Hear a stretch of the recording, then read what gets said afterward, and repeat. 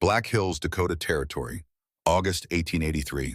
The air that morning smelled like warm pine and baked granite, and it was lying through its teeth.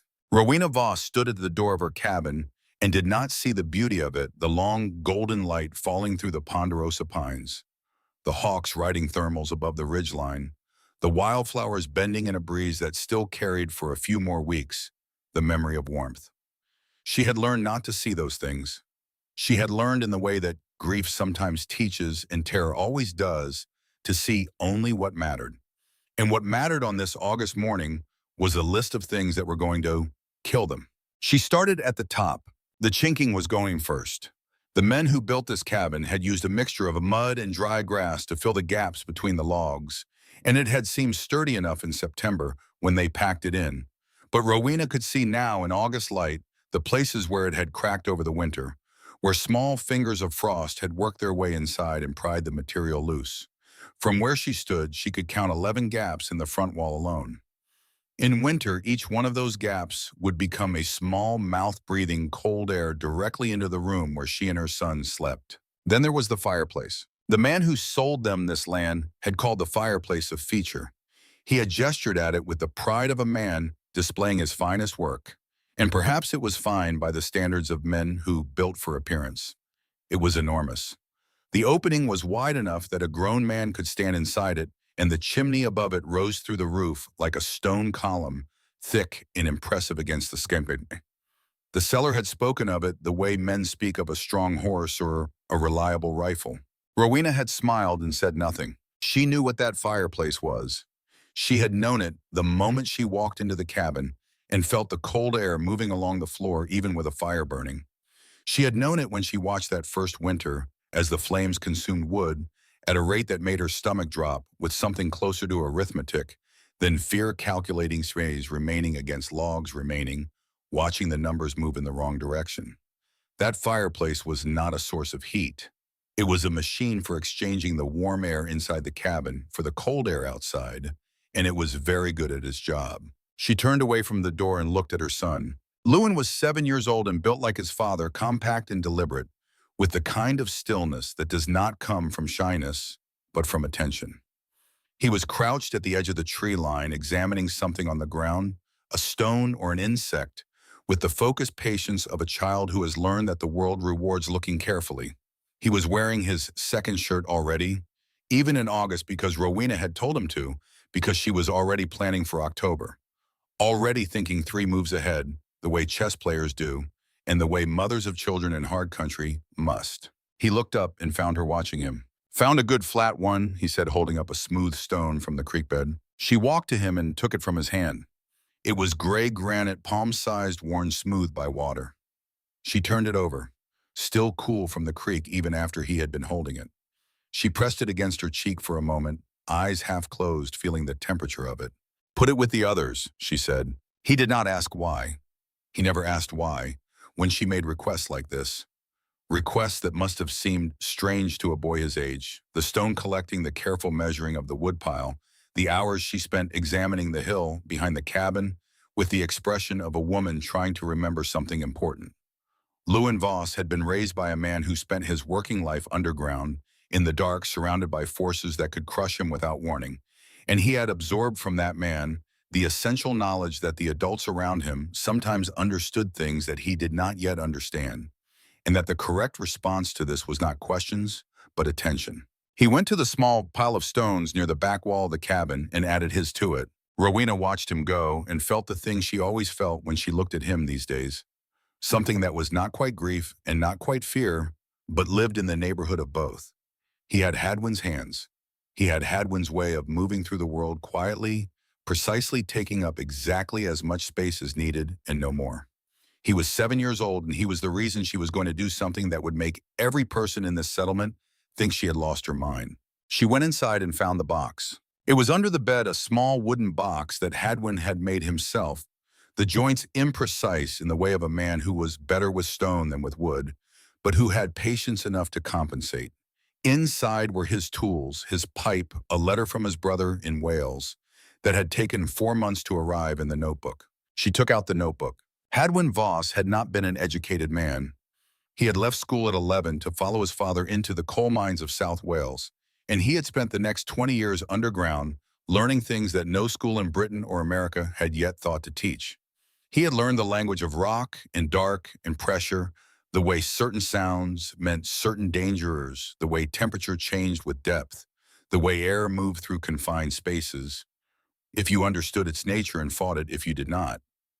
He had written these things down in the notebook in handwriting that was large and effortful and full of spelling that followed the logic of a man who had learned to write it as an adult phonetically with great sincerity and no formal instruction. Rowena turned to the page she had looked at 100 times. He had written rock keep warm, leak woman keep secret, slow, deep, long time, stone don't forget. You have to ask right. She had laughed the first time she read it years ago in Wales when he had shown her the notebook, with the shy pride of a man sharing something he was not sure deserved to be shared. She had laughed and kissed him and said that he was a poet, and he had gone red in the face and told her to stop that. She did not laugh now. She read the line again, and then she closed the notebook and sat for a long moment in the August light coming through the small window looking at the hill. The cabin sat against the lower slope of a granite hill, its back wall almost touching the rock face. Every other settler in this territory looked at that hill and saw a problem land that could not be plowed stone, that could not be moved an obstacle. The man who sold them the land had mentioned it almost apologetically, as though he expected Rowena to complain about it. She had not complained. She had looked at it and thought about what Hadwin said. Stone don't forget. She was still thinking about it when she heard the wagon coming up the track. Lottie Yates drove her own wagon, a fact she mentioned with some regularity as evidence of her character. She was 52 years old, broad-shouldered, with the face of a woman who had survived enough winters to have opinions about everyone else's chances, and she wore those opinions the way other women wore jewelry, prominently and with evident satisfaction. She had arrived in the Black Hills 3 years before Rowena, and had therefore appointed herself in the informal hierarchy of frontier settlements as something between an authority and a warning. She pulled the wagon up short of the cabin and called down, "Rowena Voss, I'm going into town. You need anything?" Rowena went to the door. "Salt," she said, "and some square nails if Lottie has them." Lottie has them. Lottie Yates sometimes referred to herself in the third person when delivering information about her own inventory, a habit that Rowena had initially found charming and now merely noted. "I'll bring the boy along if you want. Give him something to do besides collect rocks." Lewin looked up from the stone pile. "He can come," Rowena said. "Lewin, wash your hands." The road into the settlement was 20 minutes of dust and ruts, and Lottie used most of it to say the things she had been organizing Rowena suspected since at least the day before. She spoke about the Harmon family who had lost a child to fever 2 winters past. She spoke about the Kendrick boys who had come through last season on frostbitten feet because their father had built his cabin in a draw that collected cold air. She spoke about the general principle that Dakota winters were not like other winters and that a person could not afford to be unprepared, and she said all of this while looking at the road ahead with the expression of a woman who is being very careful not to look at the person she is speaking to. Rowena listened. She watched the landscape roll past. She waited. They reached the settlement store, and Lottie stopped talking just long enough to wrap the reins and climb down. Inside, the store smelled of tobacco and dried meat and the particular dust of dry goods in burlap sacks. 2 other women were already there, Mrs. Carey and Mrs. Polk, and the way they turned when Rowena walked in told her that Lottie had not been the only one thinking about this conversation. Lottie went behind the counter and began pulling nails from a bin. Then she said without looking up, "Your woodpile is low, Rowena." "I know," Rowena said. "Leander Jacks counted the Harmon family's woodpile last October and told them they had enough." Lottie set the nails on the counter. "He was wrong, but not by as much as some. A single woman with a child needs to think carefully about—" "Lottie," Rowena kept her voice even, "the Harmons had enough wood. They had the wrong fireplace." Lottie looked up. Mrs. Carey and Mrs. Polk looked up. "What I mean," Lottie said carefully, "is that a woodpile a man might consider adequate. The Harmons burned more wood than they needed to and stayed colder than they should have," Rowena said. "I watched them all last winter. They had a fire going from before dawn until after dark, and the children were still cold at supper. That's not a wood problem. That's a fireplace problem." The store was quiet enough that they could hear the horses outside shifting their feet. Lottie set her hands flat on the counter. "Rowena, I understand that after everything you've been through." "A pound of salt, please," Rowena said. "And the nails." Lewin was standing near the door, holding the edge of his shirt in both hands, watching his mother with an expression that was difficult to read, unless you knew him well, in which case it was perfectly clear. He was proud and worried in equal measure, the way a child is when an adult they love does something brave. Lottie weighed the salt in silence. The other women began to talk to each other about something else, perhaps genuinely, perhaps as a way of filling the space. Rowena paid exact change and picked up her purchases. She was at the door when Lottie said quietly, "Leander Jacks built this settlement, Rowena. He's offered to help you before the cold comes. There's no shame in accepting." Rowena turned back. She looked at Lottie for a moment, at this woman who had survived 3 Dakota winters through a combination of stubbornness and communal support and genuine practical intelligence, and who could not, for all of that, see the thing Rowena could see. "Tell me something, Lottie," she said. "How many winters did you survive before you found the right way to do it?" Lottie blinked. "This is my 4th. "Then you already know the right way isn't always the first way." She pushed open the door. "Thank you for the ride." Outside, Lewin fell into step beside her without being asked. "She means well," he said. Rowena looked down at him. "Yes," she said. "That's usually what makes things complicated." That night, she sat alone in front of the fireplace and did what she had been doing every night for 3 weeks. She watched. She watched the fire she had built, small and careful, consuming a single piece of pine with a slowness she had cultivated through the whole of the summer. She watched the way the heat rose from it, the shimmer above the flame, the way the warm air moved toward the open throat of the chimney and disappeared. She put her hand near the opening of the fireplace and felt the air moving inward along the floor, pulled in through every gap in the chinking, through the crack under the door, through the small imperfections of a cabin built by men in a hurry.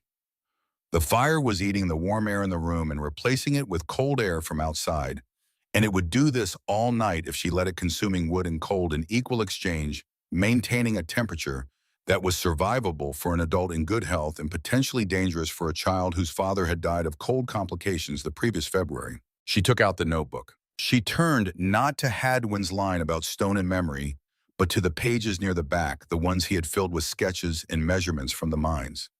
He had drawn ventilation systems, the networks of shafts and passages that moved air through underground spaces, and he had annotated them with the same phonetic precision he brought to everything: which directions air moved and why.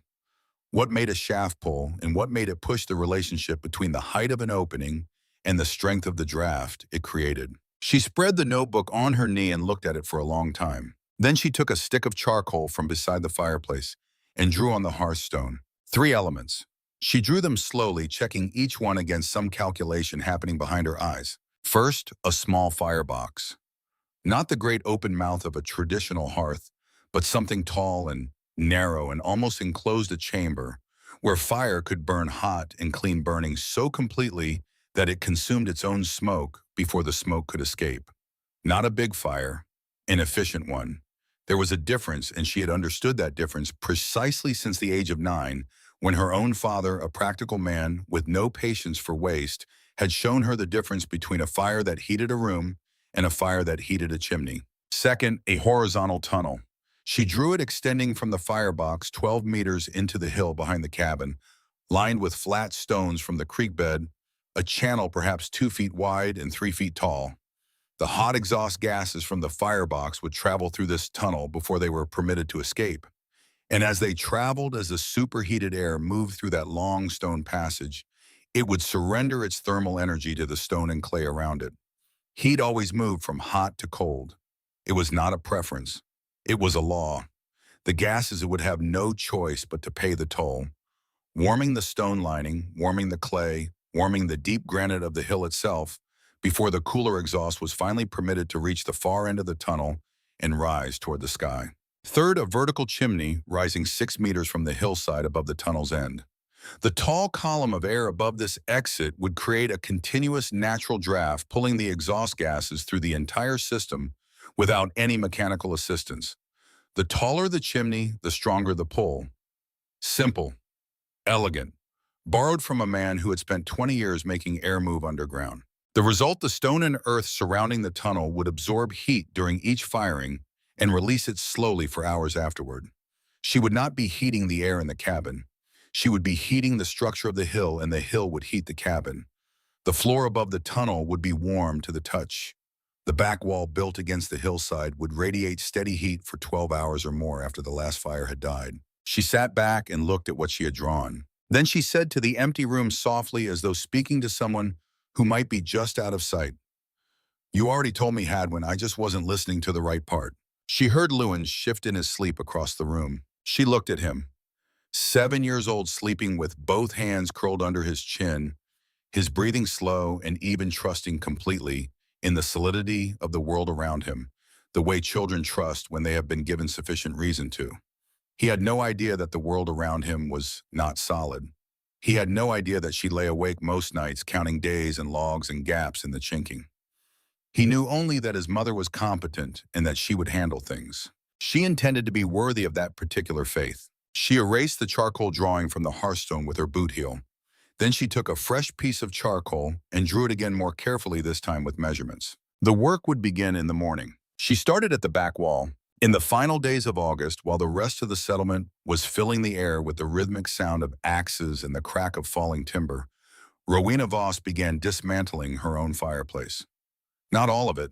She took apart the upper section, the great stone column above the firebox opening, leaving only the lower structure and the hearth itself. She worked with a small hammer in the kind of patience that comes not from a calm temperament, but from a clear understanding of what happens to people who rush structural work. The stones came down one by one. She stacked them beside the cabin, sorted by size and shape, because she would need them. Lewin helped. He was not strong enough for the heavy work, but he could carry the smaller stones, and he did this with the same focused reliability he brought to everything back and forth. Stone by stone, small grunts of effort, marking a rhythm that Rowena found without quite intending to comforting. She was on her third day of dismantling when the shadow fell across her work. She knew who it was before she looked up. The shadow was wide-shouldered and stood the way a man stands when he has spent years in a position of authority, with his weight slightly forward, already invested in whatever he was about to say. Leander Jacks had built more structures in this settlement than any other man. He had built them well by the standards he knew, and those standards had been sufficient for most purposes in most places, and he had never had cause to question them. He was 48 years old, and he had the hands of a man who had not wasted 48 years, large and scarred and capable, and he wore the confidence of genuine competence, the way some men wear their best coat without ostentation but always present. He was not a cruel man.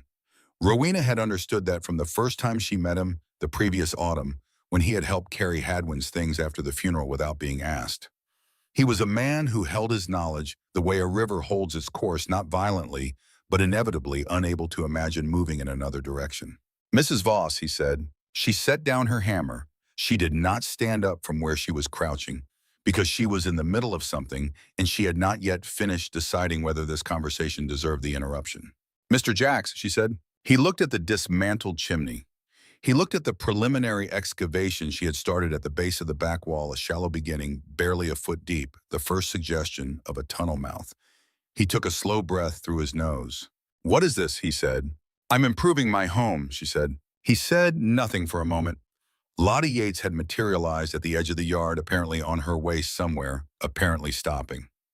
Mrs. Carey was with her. Jacks did not look at them, but he was aware of them in the way that men who are accustomed to an audience are always aware of one. "You're taking down the chimney," he said. "Part of it, and digging toward the hill." "Yes."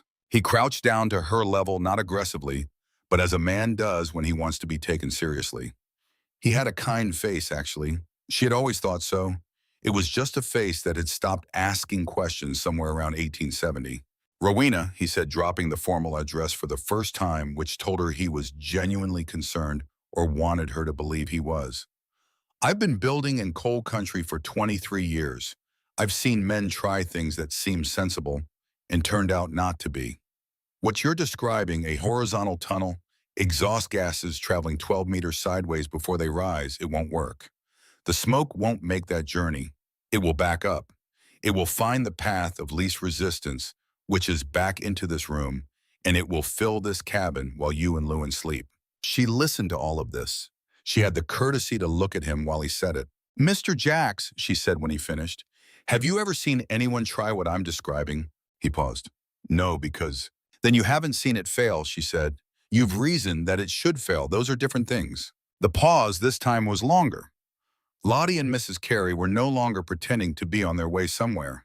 The physics of chimney draft, he began. My husband spent 20 years managing air movement in enclosed underground spaces, Rowena said. He was very good at it. None of his men died of smoke in a shaft he designed. She held Jax's gaze steadily. He wrote down how he did it. I have his notes. Jack straightened up slowly. Hadwin was a good man, he said, and she could hear in his voice the particular gentleness men use when they are about to suggest that grief has impaired someone's judgment. But mining, ventilation, and residential heating are not. The physics are the same, she said. The application is different. I've worked it out. He looked at her for a long moment. Then he looked at the hillside, then back at her. This is a risk to the community, he said. And his voice had shifted, had become the voice he used in public settings, measured and authoritative.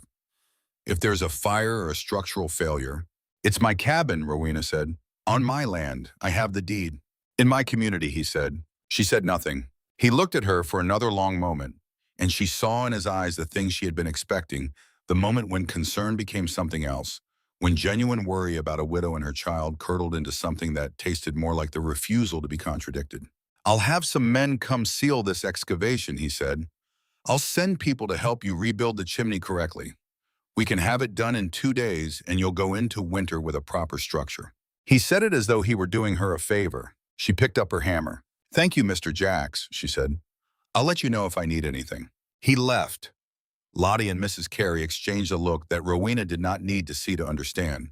She heard their footsteps moving away on the dry ground, and then the silence of a settlement that was collectively drawing a conclusion about her. She went back to work. That evening, just after supper, there was a knock at the door. Lewin was already asleep, worn out from 2 days of stone carrying, and Rowena opened the door quietly to find Reverend Clement Ohm standing in the gathering dusk with a Bible under one arm and a covered dish under the other. Ohm was 60 years old, thin as January, with the voice of a man who had spent decades learning to fill large spaces with sound. He was not unkind. He genuinely believed he was helping people in the way that certain authority figures genuinely believe this, without examining too carefully what they mean by helping and what they mean by people. Rowena, he said, I heard about the trouble today. I brought some cornbread. She stepped back to let him in and took the dish. There's no trouble, she said, just construction. He sat in the chair by the cold hearth and looked at the gap where the upper chimney had been now covered with a temporary board. He was quiet for a moment the way preachers are quiet when they are composing something. Hadwin was a man of great faith, he said finally, in Mom and in the people around him. I think he would want you to lean on the community in a time like this. Rowena set the cornbread on the table. I'm not leaning away from the community, she said. I'm building a heating system. What you're proposing, Ohm said carefully, requires a great deal of confidence in your own judgment. And I understand the impulse, truly I do. But sometimes God allows us to be wrong in order to teach us humility, to remind us that we need each other. Rowena turned to face him. She was not angry. She was something quieter than angry, and because of that, more certain. Reverend, she said, the knowledge I'm using belonged to my husband. He is gone, but the knowledge he left behind is not. Am I not supposed to use what he gave me? Ohm opened his mouth and then closed it.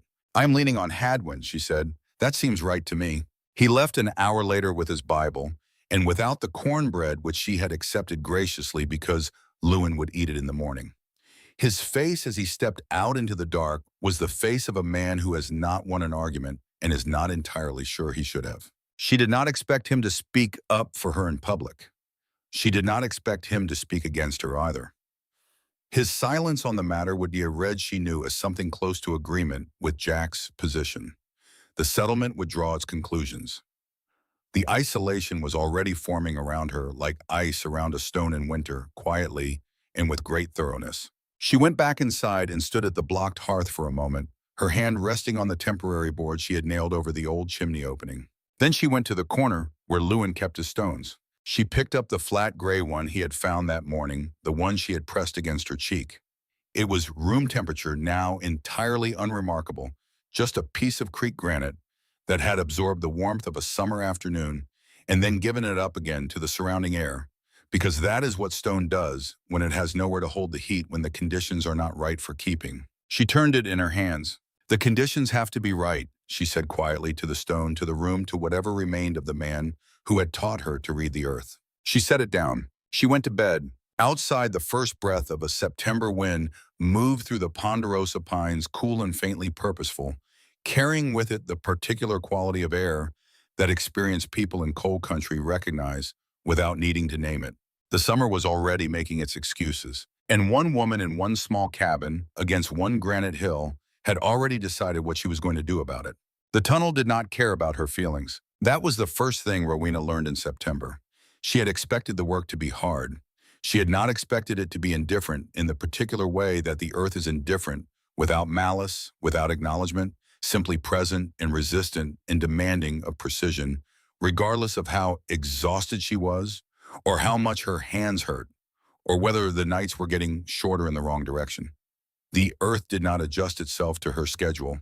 She adjusted herself to its. She started at 5 in the morning before the light was full, because the work was coolest then, and because the settlement was still quiet, and she had developed over the previous weeks a sensitivity to being watched that she had not possessed before.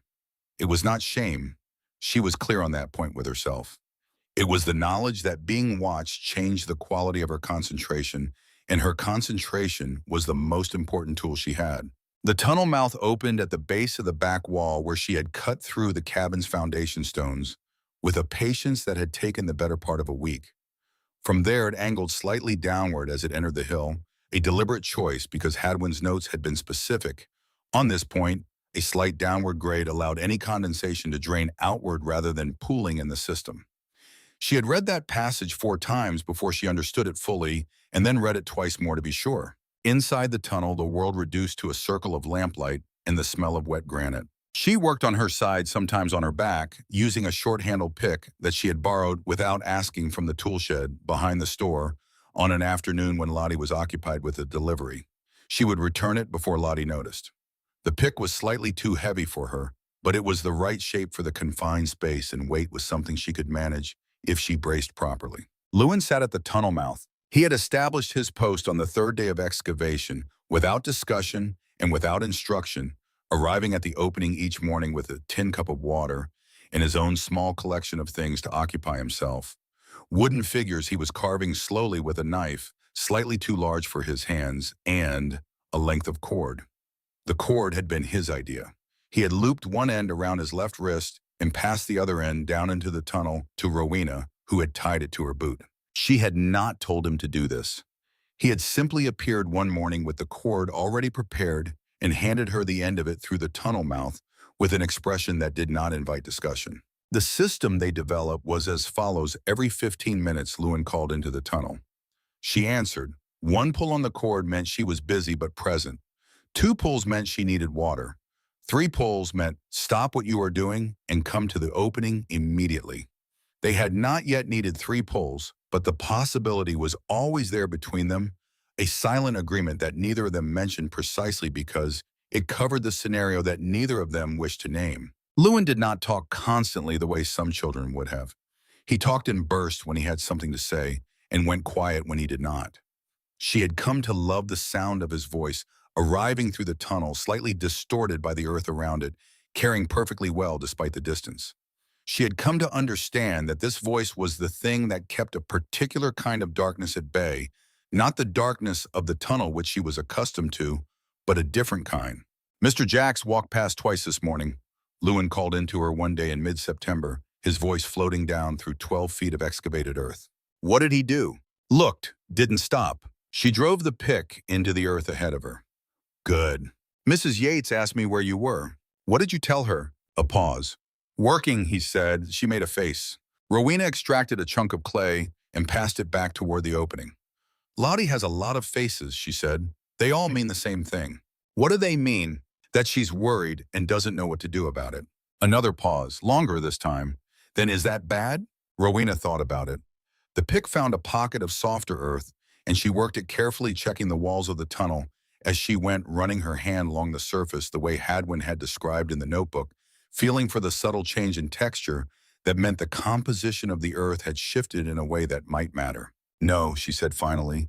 It just means she's paying attention in a direction that won't help her. She had been down 8 feet when she found the first real problem. It was not the soil.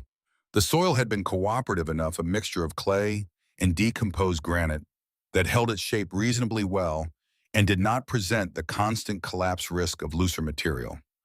The problem was a vein of harder rock cutting diagonally across her intended path granite that had not decomposed, that had simply sat in the earth for 10,000 years, developing opinions about being disturbed. She lay on her side in the lamplight and looked at it.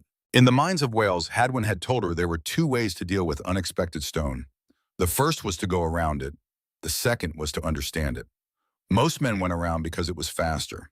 Hadwin went around when he had to and understood it when he could, because understanding the stone told you things about what else was in the earth around you, things you might need to know later. She ran her hand along the vein.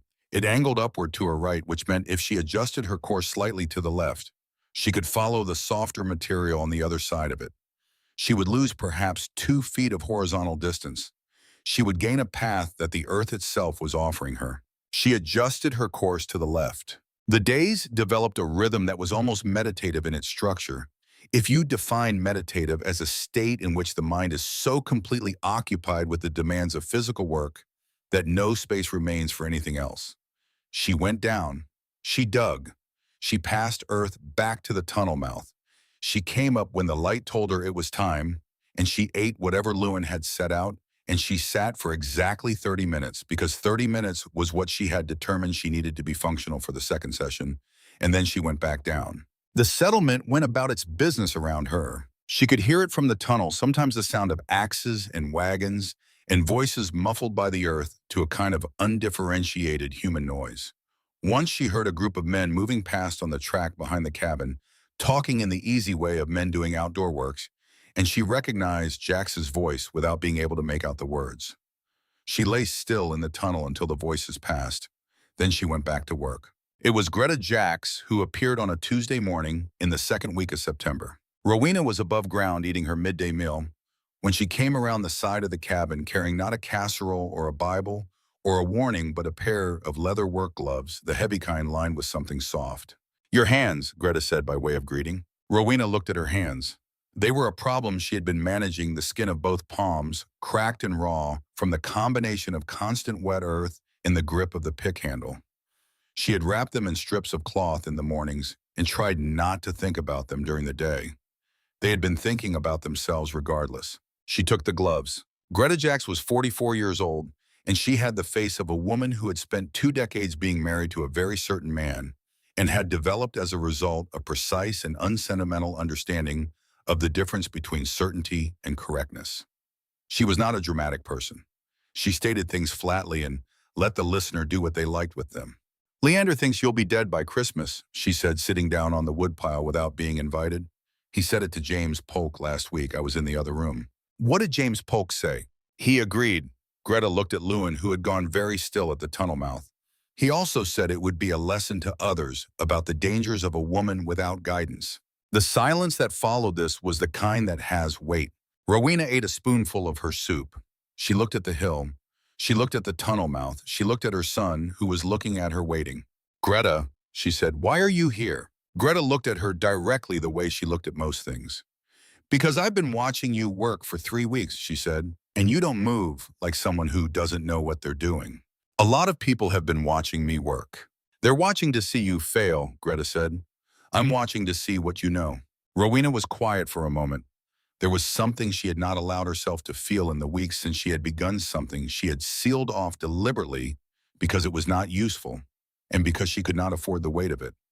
Greta's simple statement, direct and unadorned, opened a small crack in that seal. "I need someone to watch Lewin 2 mornings a week," Rowena said, "so I can work longer sessions." Greta nodded once. "All right. I'd rather Leander not know you're helping." Greta's expression did not change. "Leander doesn't ask me where I go in the mornings," she said. "He's busy counting other people's woodpiles." She stood up. She looked at Lewin. "You," she said. "Tuesday and Thursday. My place 7 o'clock. Bring your carving knife. I have wood scraps." Lewin looked at Rowena. Rowena nodded. Yes, ma'am, Lewin said. Greta walked around the side of the cabin and was gone. Rowena sat with the soup growing cold in her hands and felt the crack in the sealed place open a little wider. Then she closed it again carefully and went back to work. The meeting happened on a Wednesday evening at Lottie Yates's store. Rowena was not invited. She learned about it the following morning from Greta, who had learned about it from a conversation she had conducted with her own kitchen wall, while Leander described the proceedings to it under the impression that she was asleep.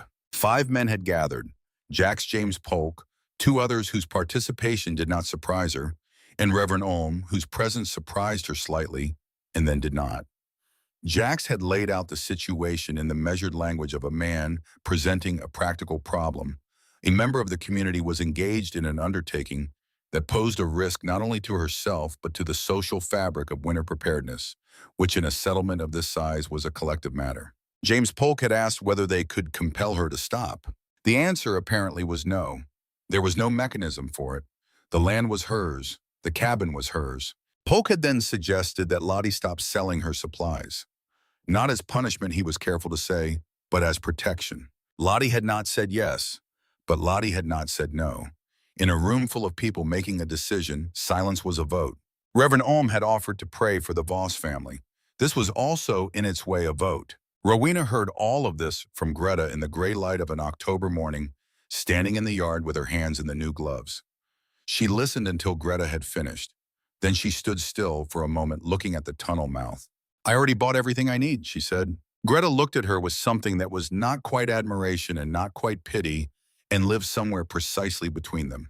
I know, she said. That's not the point. Rowena looked at her. Then what is the point? Greta said carefully, is that Leander has organized the community against you. Not violently, not with malice, but organized nonetheless. When winter comes and people are afraid and looking for someone to blame for anything that goes wrong, your name will already be in a particular position. Rowena pulled on the left glove, then the right. She flexed her fingers inside the leather. Then I'd better not have anything go wrong, she said. She went down into the tunnel. Lewin had a system now for the days Greta took him. Leaving Rowena a small collection of items at the tunnel mouth before he went the water tin, the extra lamp oil, a piece of bread wrapped in cloth, and the cord coiled neatly and tied to the stake he had driven into the earth at the opening so she could find the end of it in the dark. On those mornings she worked alone, and the tunnel was a different place without his voice arriving every 15 minutes. It was not frightening. She was not a person who frightened easily underground.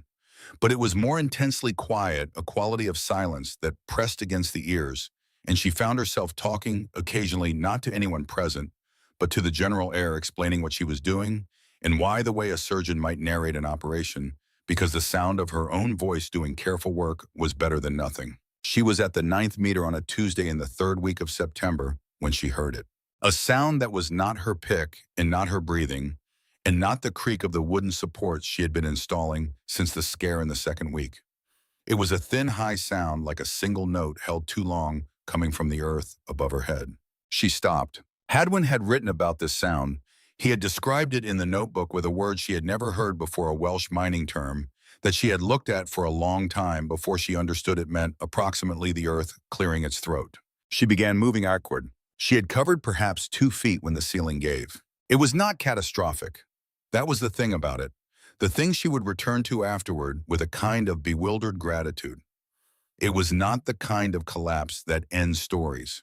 It was perhaps 3 cubic feet of earth and small stone dropping from a specific point in the ceiling, catching her across the shoulders, filling the tunnel with a cloud of fine dust that extinguished the lamp instantly and completely and left her in the total darkness that exists only underground. The darkness that has no gradations, that does not improve as your eyes adjust, because there is nothing for your eyes to adjust to. She did not panic. She was precise about this with herself in the moment, checking the quality of her own breathing, finding it elevated but controlled. Hadwin had told her about panic underground, told her with the flat seriousness of a man who had watched it happen to other people. Panic consumes air faster. It also consumes judgment, which is more dangerous. She lay still and breathed. 4 counts in, 6 counts out. She was alive. The fall had not pinned her. The roof of the tunnel was still intact except at the one point. She could feel the stability of the earth around her through the palms of her hands, a subtlety she had not known she had learned until this moment when she needed it. She found the lamp by touch, found the matches, got the lamp lit on the third try because her hands were shaking in a way that she noted clinically and did not allow herself to think about. The tunnel was intact. The ceiling at the collapse point had dropped perhaps 6 inches overall. The supporting timber she had placed 2 feet back from the collapse point had held. The path was clear. She sat in the lamplight and breathed. Above her on the surface, something had changed. She realized after a moment what it was: the cord. Lewin was pulling the cord, not 3 times the emergency signal. He was just pulling it, a steady, gentle pressure, over and over, rhythmic, impatient, the way a person keeps their hand on something when they are not sure what else to do. She reached down and pulled back once. "I am here." The pulling stopped. She sat for another 30 seconds. Then she took the short-handled pick and began methodically installing additional support timbers around the collapse point.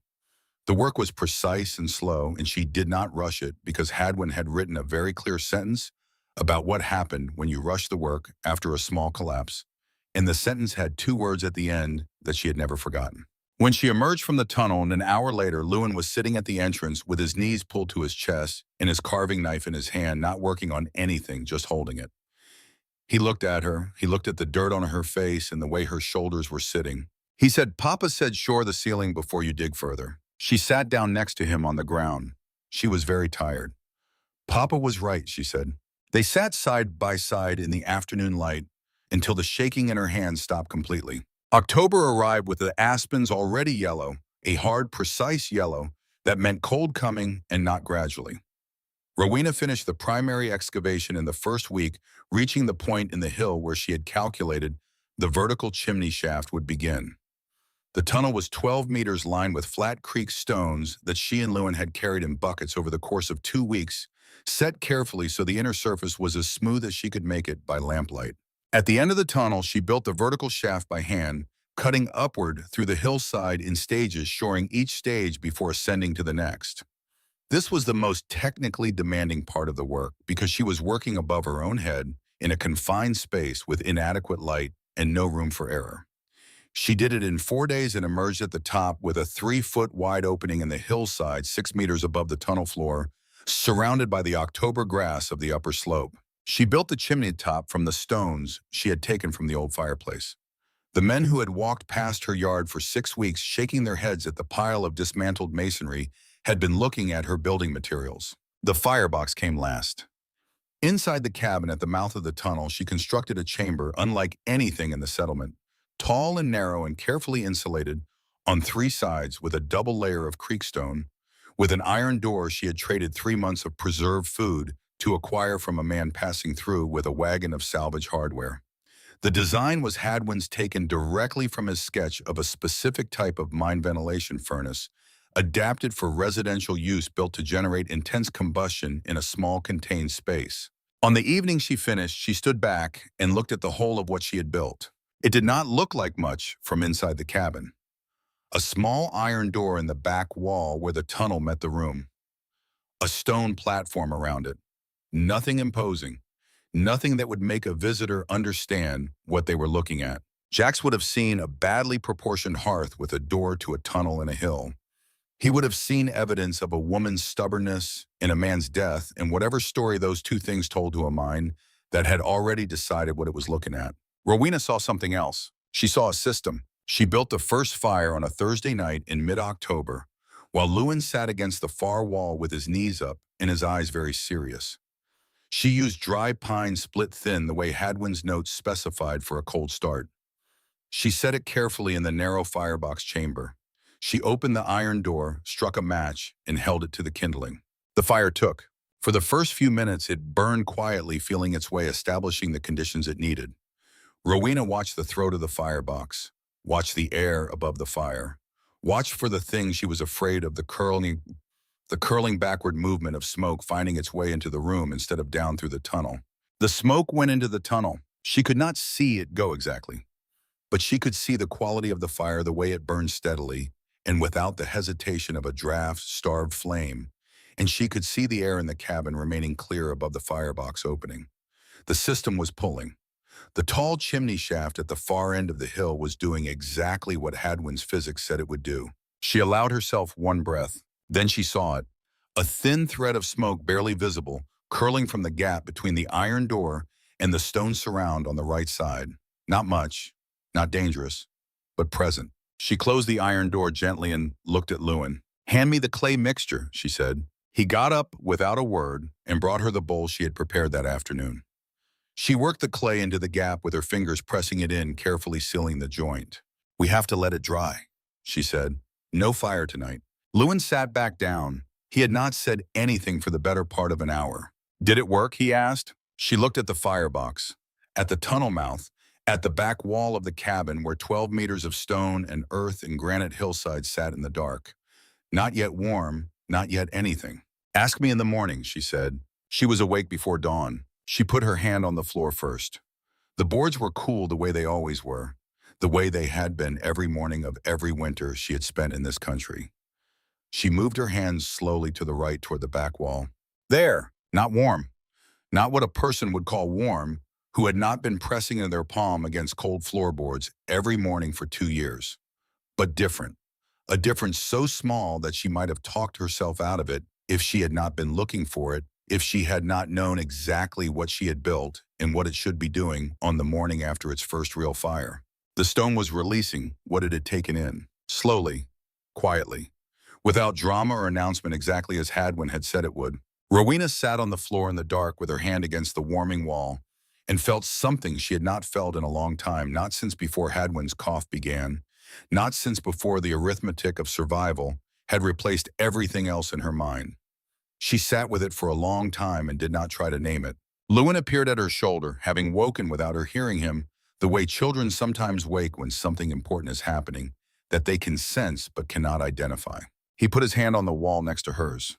They sat like that in the dark, mother and son hands on the warming stone, not speaking. Outside, the first hard frost of the season was killing the last of the wildflowers on the hillside. The sky above the black hills was the color of iron low and committed, carrying the smell of something heavier than rain. The settlement men who had counted Rowena Voss's woodpile and found it wanting were banking their fires high that night against a chill that was not yet winter, but was winter's clear intention. And in one small cabin against a granite hill, the stone was remembering. The second week of January arrived not gradually, but all at once, a wall of cold that dropped out of a clear sky on a Monday morning and simply stayed. Veterans of the Black Hills would call it later what it was, one of those winters that arrives with the particular finality of a door closing, a cold so complete and so persistent that it changed the quality of the light, turned the sky a shade of pale blue that was beautiful in the way that dangerous things sometimes are. 40 below, then lower. In the settlement, the smoke rose from every chimney in thick columns, the fires burning around the clock. Now the woodpiles dropping at rates that made people do the arithmetic they did not want to do. Leander Jacks, the best builder in the Black Hills, was doing that arithmetic by the third day. He sat in his chair in the evening, his family arranged around the great fireplace he had built with his own hands, the finest fireplace in the settlement, and he watched it consume wood with the appetite of something that would not be satisfied. And he thought about the widow Voss and her tunnel, and the fact that he had not in more than 3 weeks of killing, cold, seen any significant smoke rising from her cabin. He had been telling himself that this was because she was not generating any heat, that she and the boy had given up on her system and were huddled under every blanket they owned, surviving on body heat and prayer. He had been telling himself this with decreasing conviction. His daughter Bet had developed a cough 6 days ago. It was not serious yet. Greta said it was not serious, but Greta said this with the particular brightness of a woman managing her own fear, and Jax knew the difference between reassurance and truth. He looked at his woodpile through the window. He had started this winter with what he had calculated as 2 months surplus. He was already into that surplus, and it had been 3 weeks. He looked at the frost on the inside of the far wall. The frost was on the inside of the wall. He put his hands on his knees and sat very still and did the arithmetic one more time. Then he sat with the answer. Greta was watching him from across the room over the heads of their children with the steady, undemanding attention of a woman who has learned to wait out the moments when a certain kind of man needs to reach a certain kind of conclusion on his own. She had known about Rowena's warming floor since October. She had decided not to tell him. She was watching him now to see whether he was finally ready to know. "I'm going to check on the Voss cabin," he said. Greta said nothing. She looked at him steadily. "In the morning," he said. "Tonight might be better," she said quietly. He looked at Bet. Her breathing was even. She was asleep. He put on his coat. The cold at 40 below does not feel like cold in any ordinary sense of the word. A man who has only experienced cold as discomfort as the thing that makes him pull his coat tighter and walk faster between the barn and the house is not prepared for what 40 below actually is. It is not a temperature. It is a presence. It fills space the way water fills a vessel completely, finding every gap, every unguarded surface, every place where warmth has grown careless. Exposed skin at 40 below does not ache. It goes numb, and then it goes wrong, and the process happens faster than people expect the first time they encounter it. Leander Jacks knew this. He had known it for years.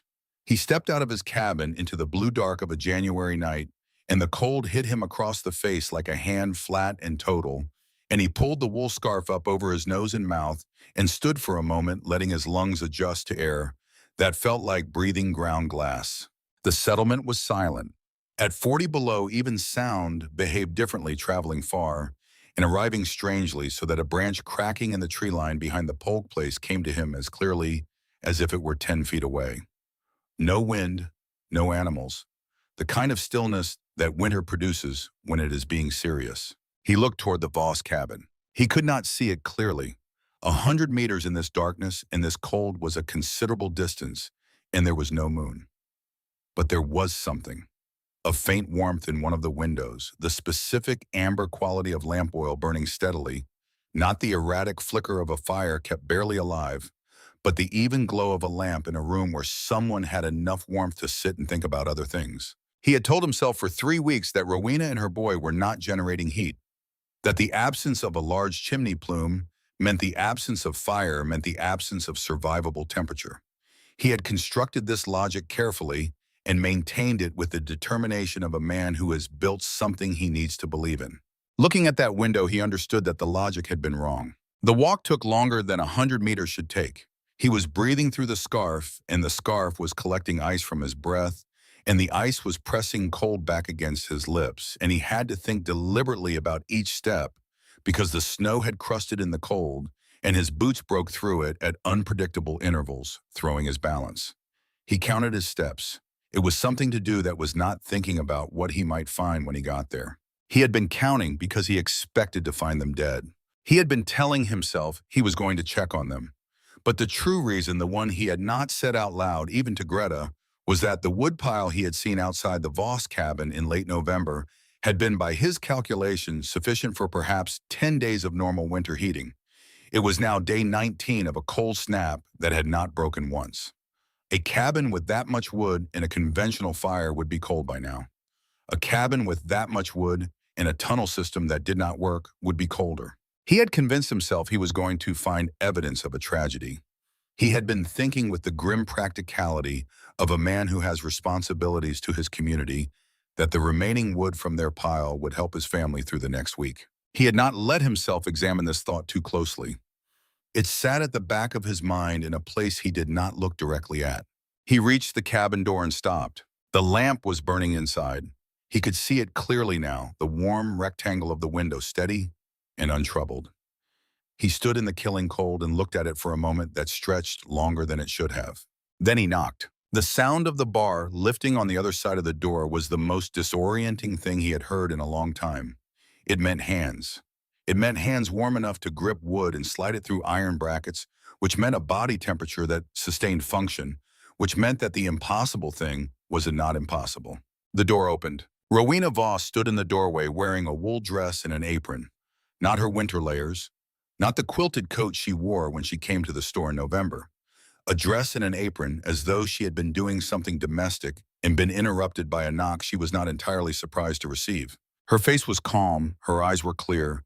She looked like a woman in April, not January. Behind her, the room opened up, and Jack saw Lewin sitting cross-legged on the floor near the back wall, a piece of wood in one hand and his carving knife in the other, looking up at the door with the focused expression of a child interrupted in serious work. The boy was in his shirt sleeves.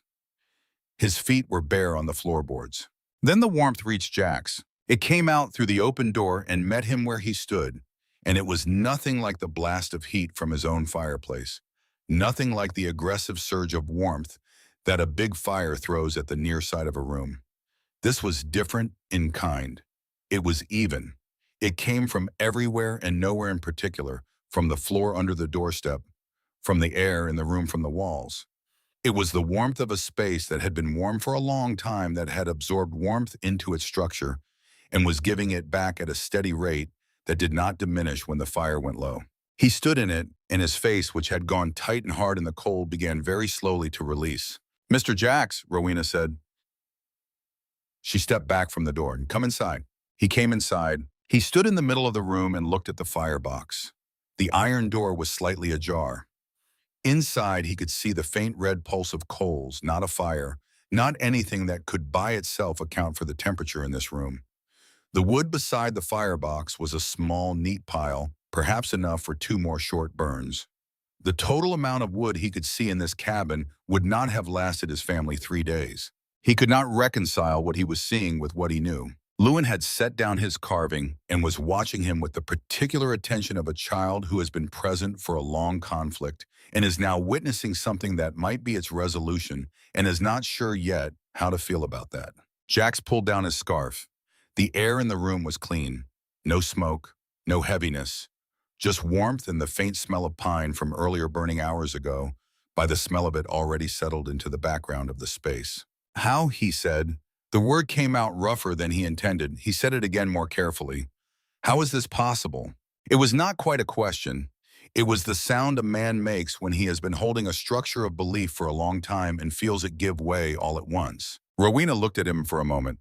She was reading something in his face. He understood something that he had brought with him through the door, and that she could see clearly the thing he had come here for before he changed his mind somewhere in those 100 meters of killing cold. She did not say what she saw. She did not give him that. Instead, she went to the firebox and took a piece of charcoal from the small bucket beside it. She knelt on the floor on the warm boards and she drew 3 shapes in black on the pale wood. Simple and precise, the way a person draws when they have thought about something for so long that the drawing is just the physical version of something already fully formed in the mind. The firebox, the tunnel, the chimney on the hill. "The fire burns hot and short," she said. Her voice was quiet, the voice she used when she was explaining something to Lewin, not talking down, but talking carefully, choosing each word for accuracy. "Hot enough that it consumes most of what would otherwise become smoke. The heat that remains travels through the tunnel before it can leave. It pays for its passage in warmth. The stone takes that payment and holds it." She drew a line along the tunnel with her finger. "By the time the exhaust reaches the chimney shaft, it has given up most of its heat to the rock. The chimney pulls it out because the shaft is tall. The system runs on the difference in temperature, nothing else. No moving parts, no constant fire." She looked up at him. Hadwin understood how air and heat move through stone. He spent his life working with both. "This is his design. I built it." Jax looked at the drawing. He had spent 23 years building structures for people to live in, and he looked at those 3 shapes on the floor and understood in the way that genuine comprehension arrives all at once, and without ceremony, that he had been solving a different problem than the one that existed. He had been solving the problem of how to make a bigger fire. Rowena had solved the problem of where to put the heat once you made it. They were not the same problem. He crouched down slowly and pressed his palm flat against the floorboards. The warmth came up through his hand with a steadiness that he felt in his chest, not just in his skin. He moved to the back wall, the stone wall built against the hillside, and put both hands against it. The stone was warm from the inside, not heated from the surface by a nearby flame. Warm from within the way earth is warm at depth, a heat that had been accumulating for months and was now radiating outward at a rate slow enough and consistent enough that it would still be releasing this warmth 8 hours from now, 12 hours from now, long after any conventional fire had gone to cold ash. He stayed with his hands on the wall for a long time. Lewin had gone very still across the room. The carving knife was loose in his hand. He was watching his mother and watching Jax, and his face had the expression of a child who has been keeping a secret for a very long time and is watching the moment when the secret becomes unnecessary. Jax straightened up. His knees made the sound they made these days when he asked too much of them. He turned to face Rowena. "Betty has a cough," he said. "My youngest. It's been 6 days." Rowena looked at him steadily. "We're running low on wood," he said. The words cost him something.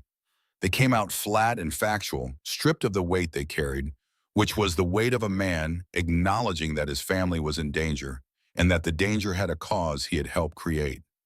"I came to see if there was wood here that wasn't being used." He said it. He made himself say all of it. The silence in the room was the kind that follows an honest statement rather than an argument, a different quality of quiet.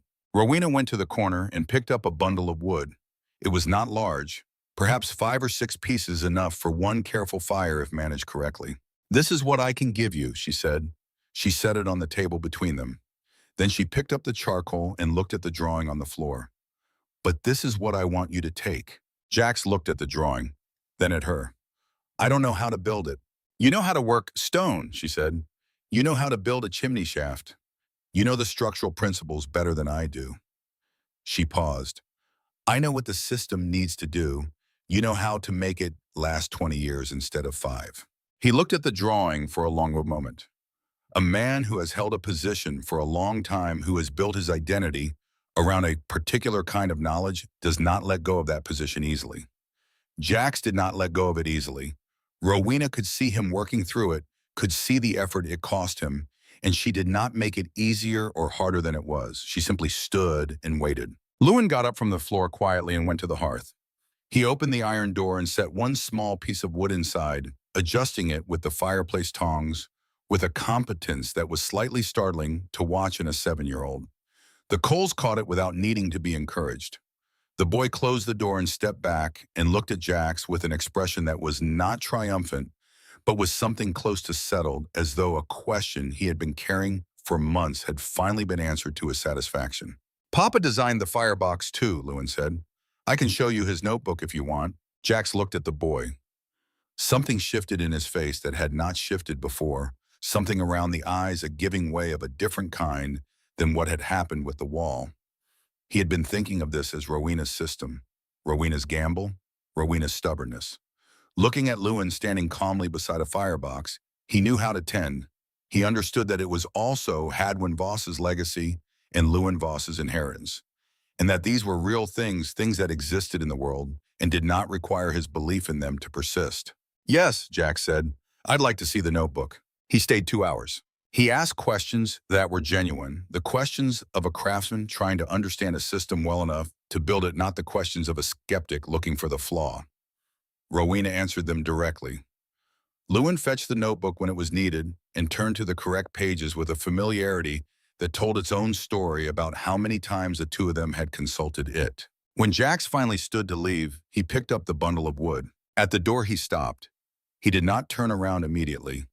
He stood with his hand on the frame, looking out into the blue dark of the January night. "I told James Polk you'd be gone by Christmas," he said. Rowena said nothing. "I was wrong," he said. He said it the way he had said everything that night, flatly and without softening. "I've been wrong before, not often about construction." He stepped outside. The cold took him back, immediately closed around him with the same absolute authority it had brought to their meeting, and he pulled his scarf up and walked into it. Rowena stood in the doorway and watched him go until the darkness took him, and then she closed the door and put the bar back in its bracket and stood with her hand on the wood for a moment, not thinking about anything in particular. "Mama," Lewin said from behind her. "Yes." "Is it over?" She turned to look at him. He was standing in the warm light with his carving in one hand and his knife in the other, exactly as he had been when Jax arrived, as though the whole of the evening had been a parenthesis in something else. "The part we couldn't control," she said. "Yes." She crossed to him and put her hand briefly on the top of his head. Then she sat down in her chair and picked up the book they had been reading before the knock at the door. And after a moment, Gerard Lewin sat back down on the warm floor and went back to his carving, and the cabin settled around them into the quiet of a space that had earned its warmth through the long, patient work of months, and was now simply providing it steadily and without drama, the way good things do. Outside the blue silence, winter held the Black Hills in its grip for 9 more days. Leander Jax built the first burn of the morning from the wood. Rowena had given him a careful fire in his existing hearth and brought his family through to the next week. He was already drawing plans on the back of a hardware receipt before the cold broke, sitting at the table, with the charcoal drawing he had copied from Rowena's floor onto paper, adding his own notes about stone thickness and shaft diameter, and the particular clay composition that held heat best under repeated firing cycles. When the thaw came in late March, slow and grudging, the way Dakota thaws always were, Jax was at Rowena's cabin within the week. He brought no apology. She had not expected one. He brought instead a set of careful drawings and a list of modifications, refinements to the original design that addressed two structural weaknesses he had identified over the winter. Thinking about it, and he spread them on the table and talked about them with the directness of a man presenting professional work. Rowena examined the drawings. He had increased the stone lining of the tunnel from a single course to a double course, which would improve heat retention by a third. He had redesigned the firebox chamber to allow for a controlled air intake at the base, giving the operator more precise management of combustion intensity. He had also at the base of the vertical chimney shaft added a small clean-out door, something Rowena had not thought of, which would allow ash accumulation to be cleared without dismantling the upper structure. The air intake is Hadwin's principle, she said. He wrote about it for the mine furnaces. I know, Jack said. I read the notebook. She looked up at him. Lewin lent it to me, he said. I returned it yesterday. She thought about her son lending Hadwin's notebook to Leander Jax, making that decision on his own without consulting her. She thought about what it meant that he had done it, what understanding of the situation a 7-year-old boy had arrived at that she was still working toward. The clean outdoor is yours, she said. Yes, Jack said. It was neither modest nor prideful. It was simply accurate. They worked together through April and into May, moving through the settlement cabin by cabin, starting with the families Jax considered most vulnerable and moving outward from there. Some cabins could be retrofitted into the existing hillside behind them. Others required different approaches, shorter tunnel runs, modified chimney angles, adaptations that Jax's structural knowledge made possible, and that Rowena's understanding of the thermal physics kept honest. Greta Jax came twice a week on the pretense of visiting. She brought food and she helped Rowena manage the supply coordination, and she never once said "I told you so" to her husband, which Rowena considered an act of considerable character. Lewin followed Jax around the job sites with Hadwin's notebook and asked questions that were more often than Jax would have initially predicted the right questions. Jax answered them. He answered them the way a craftsman answers a serious student, without condescension and without simplification. And Rowena watched this happen with a feeling she did not immediately identify and then did. It was the feeling of a debt being paid forward. Hadwin had given her the knowledge. She had built the system. Jax was teaching her son the craft to carry it further. The chain of it moved through time in a direction she found she could bear to look at. Lottie Yates came on a Wednesday afternoon in late April with a composition book and a pencil. She sat down at Rowena's table without preamble and opened the book to the first page. Jax is going to be doing this for the next 5 years, she said, and men are terrible at writing things down, and the next group of settlers is already at Fort Pierre and will be here by July. Someone needs to make a document. Rowena looked at her. You talk, Lottie said. I write. Jax draws the diagrams. She paused. I'm a good writer, better than I am at most things. It was Rowena understood the closest Lottie Yates was going to come to an acknowledgement that she had been wrong in September. It was also she understood not nothing. Lottie was a practical woman. Practical women did not write instruction manuals for ideas they did not believe in. All right, Rowena said. We'll need Jax here on Friday, Lottie said. She was already writing the date at the top of the first page. The drawings need to be accurate or people will build them wrong. I'll tell him. Lottie wrote for a moment and then looked up. Rowena, she said, in a different tone, quieter and without the efficiency. I should have listened more carefully in August. Rowena looked at her. Lottie held the gaze with the dignity of a woman who did not often admit to being wrong and was managing it with reasonable grace. You got here, Rowena said. That's enough. Reverend Ohm came on a Sunday in May after the morning service and found Rowena working on the stone surround of a new firebox installation in the Carey cabin. He stood for a moment in the doorway, watching her work, and then he came inside and sat down on a sawhorse and was quiet for a while. There's a family coming in July, he said. Name of Garrett. 2 children, a girl about Lewin's age. They've never wintered in Dakota. Rowena was fitting a stone into the firebox surround, checking the level, adjusting. We'll get to them before September, she said. I thought perhaps I could help, Ohm said. I'm not a builder, but I could talk to people. Explain what this is before they formed opinions about it. Rowena looked at him over her shoulder. That would have been more useful in September, she said. Yes, he said, I know. She turned back to her work. The stone was not sitting level on the right side and she needed to shim it. She took a thin piece of granite from the bucket at her side and worked it under the edge. Talk to the Garretts when they arrive, she said. Tell them to come see me before they decide on their chimney. She heard Ohm stand up from the sawhorse. I'll do that, he said. She heard him leave. She went on fitting stone. The summer of 1884 moved through the Black Hills with its usual generosity, long days and warm nights in the smell of pine and grass and turned earth, and Rowena let herself move through it differently than she had moved through the summer before. She still observed the hillside. She still thought about winter. But the arithmetic of survival had changed its character. It was no longer the arithmetic of whether they would make it. It was the arithmetic of how many others would make it with them. Lewin grew visibly that summer in the way that children grow when the crisis that has compressed their lives begins to ease. He was taller by August and louder and more likely to run when walking was available. He spent mornings at job sites with Jax learning the names of stones and the properties of different clays and the way that structural forces move through material, and he spent afternoons with Rowena going over Hadwin's notebook in the particular way they had developed over the winter, where she read aloud and he asked questions, and sometimes they sat with a question for a long time before one of them thought of the answer. The notebook was getting worn at the edges. She had it rebound by a woman in the settlement who did fine stitching work, replacing the deteriorating cover with a piece of boiled leather. The pages inside were original Hadwin's handwriting intact, the large phonetic letters and the precise sketches, and the occasional Welsh word that she had no one left to ask about. She pressed her hand against the new cover on the evening she got it back, feeling the leather under her palm. She did not try to speak to him.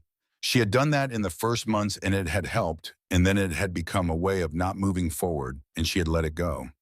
But she held the book for a moment and felt the weight of it, the specific and irreplaceable weight of a person's knowledge, made material and preserved. Then she put it on the shelf where Lewin could reach it. The Garrett family arrived in the last week of July, a man and a woman and 2 children. The younger one, a girl named Penny, who attached herself to Lewin within approximately 4 hours of their arrival and showed no signs of detaching. They were from Ohio, cheerful and competent, and thoroughly unprepared for what a Dakota winter required, and Reverend Ohm, true to his word, brought them to Rowena's cabin on their 3rd day in the settlement. She walked them through the system. She did not explain the physics in abstract terms. She showed them the firebox, the tunnel mouth, the hillside above the cabin, where the chimney shaft emerged. She pressed Walter Garrett's hand against the back wall and let the warmth do the explanation that words could approximate but not equal. She showed them Hadwin's drawings in the notebook and explained simply what he had understood about the movement of heat through stone. Walter Garrett asked sensible questions. His wife Marion asked better ones. Lewin took Penny outside and showed her the tunnel opening and explained his cord signal system with the pride of a child displaying something he had invented.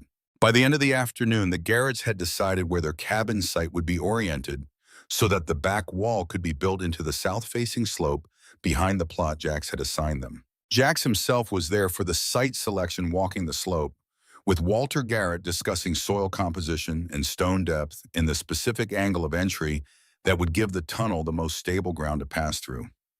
He spoke about it with the matter-of-fact authority he brought to all construction matters, and Rowena, standing at the edge of the conversation, heard in his voice no trace of the man who had stood in her yard in August and told her she was building a tomb. People changed. This was something she had not been sure of for a long time. She was more sure of it now. The Voss hearth, as people had started calling it, spread through the Black Hills, the way useful things spread when the need for them is real, and the proof of them is visible through conversation and observation, and the honest accounting that frontier people did of what worked and what did not. By the following winter, it was in 11 cabins. By the winter after that, it had crossed into the next county, carried there by a family who had seen it in the settlement and described it to their neighbors. Lottie's instruction document was copied 3 times that first year and went with families who were moving westward, folded into trunks alongside seeds and tools, the practical knowledge of cold country transmitted in Lottie's clear handwriting with Jax's precise diagrams. Rowena never sought acknowledgement for any of it. She was not being modest. She was being accurate. The knowledge belonged to Hadwin, the craft belonged to Jax, the document belonged to Lottie, and the future of it belonged to Lowen, who was going to understand all three parts of it better than any of them by the time he was grown. What belonged to Rowena was harder to name. It was the space she had held open under pressure, the insistence on working from what she knew, rather than from what she was afraid of, the willingness to go into the dark tunnel every morning and trust that the physics Hadwin had written down in a notebook by lamplight in a Welsh mining camp would behave exactly the same way in the granite hills of Dakota. They had. He had been right. She had known he would be. She stood outside her cabin on the last evening of October, a year and 2 months after she had begun taking apart the chimney that everyone in the settlement had believed was keeping her alive. The aspens were yellow again, the same hard, precise yellow as the previous autumn, the color of a warning that also happens to be beautiful. Lewin came and stood beside her. He was 8 now, nearly 9, and he came up to her shoulder. He had Hadwin's hands.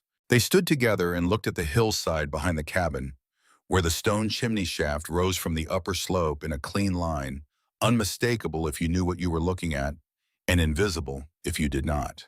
"Are you going to do the first fire tonight?" Lewin asked. "Tomorrow morning," she said. "1 hour. The stone will remember." He nodded. He already knew this. He was asking for the pleasure of hearing it confirmed the way people sometimes ask questions they know the answers to because the answer itself is something they want to hold in their hands for a moment. She understood that impulse precisely. The stars were coming out over the black hills, bright and cold, and very far away, indifferent to the small figures below them, in the way that all large things are indifferent and also in their own manner reliably present. She had stopped being angry at that indifference sometime during the winter, the long weeks of blue cold, when she had pressed her hands against warm stone in the dark and felt the earth keeping its agreement with her. The universe did not care about her specifically, but it kept its laws with perfect consistency, and a person who understood those laws could use them, could build warmth from cold and light from darkness and continuity from loss if they were willing to do the work and patient enough to wait for the stone to learn what it was being asked to hold. Hadwin had known this. He had written it down in the only way he knew how, in large letters, with uncertain spelling and absolute precision. "Stone don't forget." She put her arm around her son's shoulders, and they stood together in the last warmth of the October evening, watching the light leave the sky above the hills that had kept them alive, that would keep them alive again, that were already holding in their deep and patient granite the memory of every fire she had ever built in that quiet tunnel, waiting with the unhurried certainty of stone to give it back.